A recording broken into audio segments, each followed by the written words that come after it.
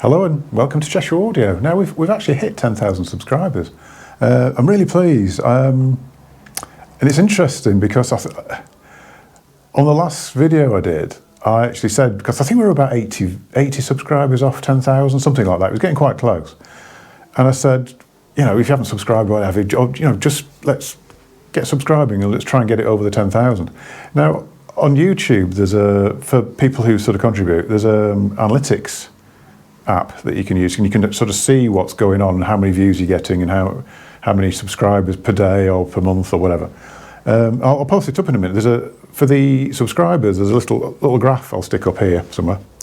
And when I posted that video, there's a big jump in the amount of people subscribing. So thanks so much to all the people who did make the effort in subscribing. To subscribe. It's really, really appreciated.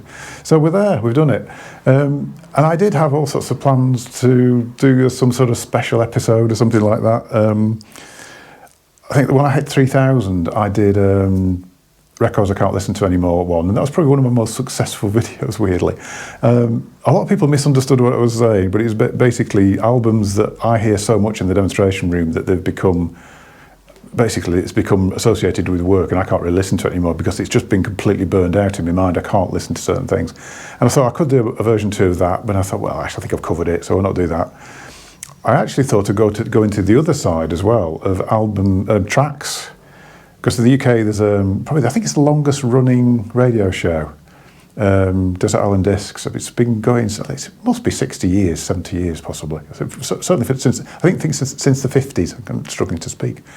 It's really cold today. Actually, it's -7 out, or it was -7 outside. So I'm here with my fleece on, against the radiator, trying to keep warm.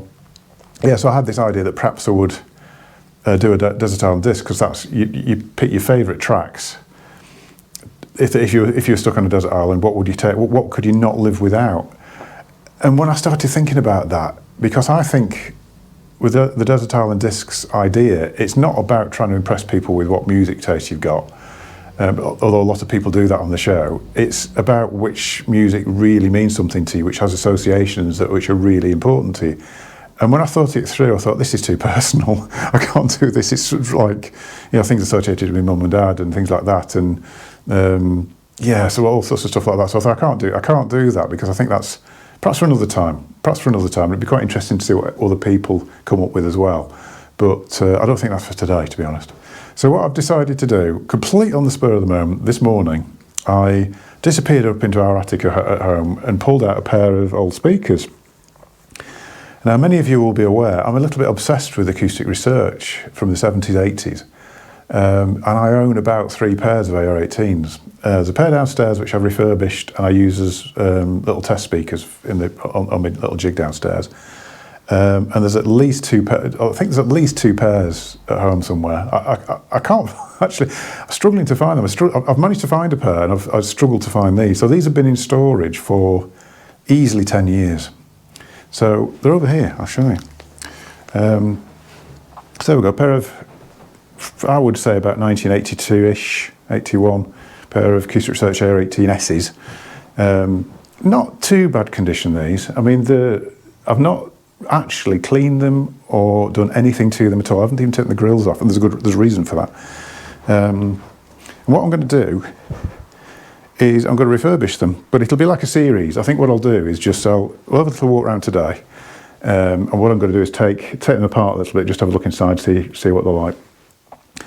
But partly because it's a bit of a fun project, and I've been meaning to do it for ages, and it'll spur me on to actually do something for myself. But also it's quite interesting as well, because a lot of people sort of want to recreate systems they've had in the past. And the problem with buying 40-year-old speakers, I have a very strong suspicion that we'll come across this with this pair, is that there's certain things that they just have to be rebuilt. You can't just plug them in and use them, you have to rebuild them. And so we'll be able to go through that process of doing that as well. So what I'm going to do, I'm going to put them onto the floor a little bit, get a screwdriver out, and let's have a proper look at them. Actually, change of plan. I'm just going to take the grills off. Let's have a look under the grills first, because this is the biggie. When you've speakers of this sort of era, there is a very common problem that you'll come up against, and there are people out there who've been using their speakers for 30, 40 years, and I've quite often I'll say, just You should probably take the grills off and just have a look underneath. And I have a suspicion, let's see if we can do this without dropping anything. Yep. Yeah, some of the grill is actually a bit dropped off into there. Speaker cone, completely rotted around the edges. Now, a lot of these old ARs, Kefs, Missions, JBL actually, what else used to use it? Quite a lot of, more than short. As a suspension for the driver, they used to have like a foam in there, and it's got a limited life. It lasts about, well, 30 years generally, 20 to 30 years. Now these, like I say, must be 40, but they've been in storage for 10. So let's have a look at the other one. You're very, very lucky if you, with a pair of, yeah, completely, and yeah, it's all in there.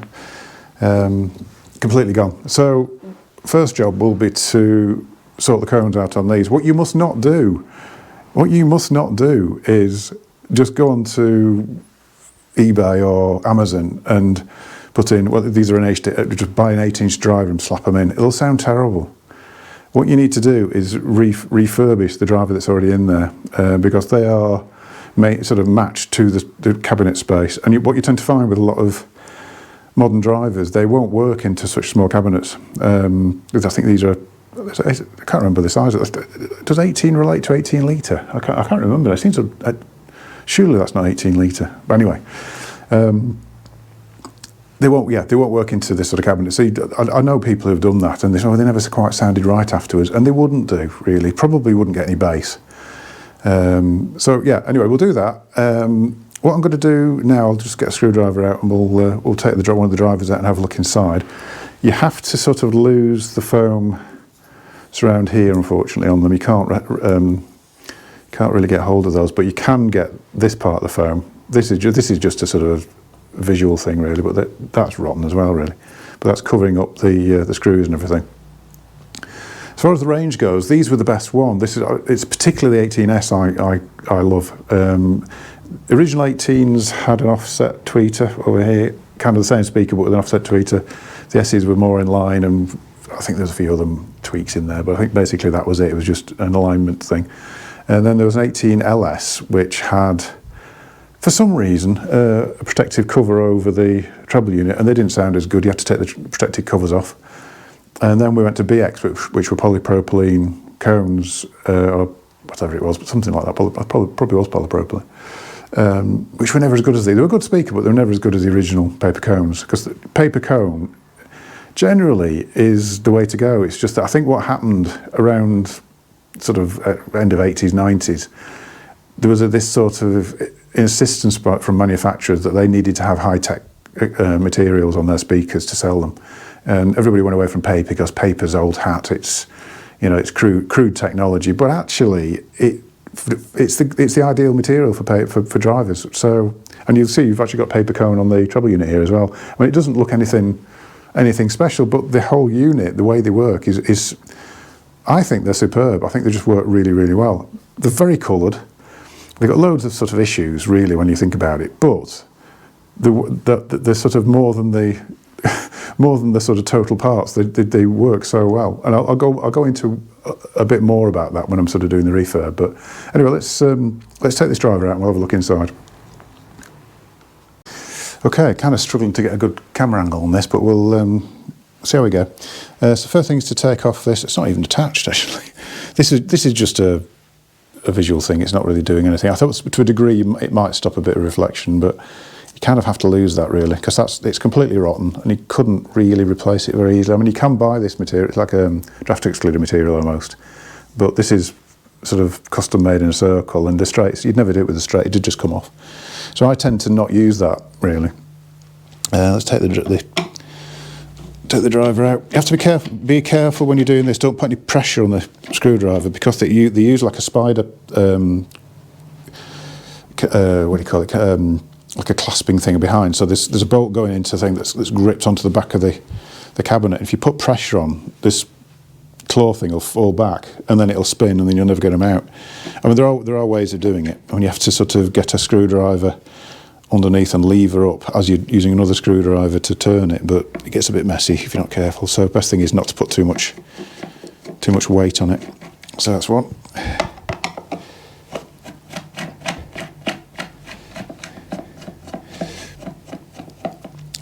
I think part of the reason I'm so into these is it's my first pair of speakers. It's a bit like your first car, isn't it?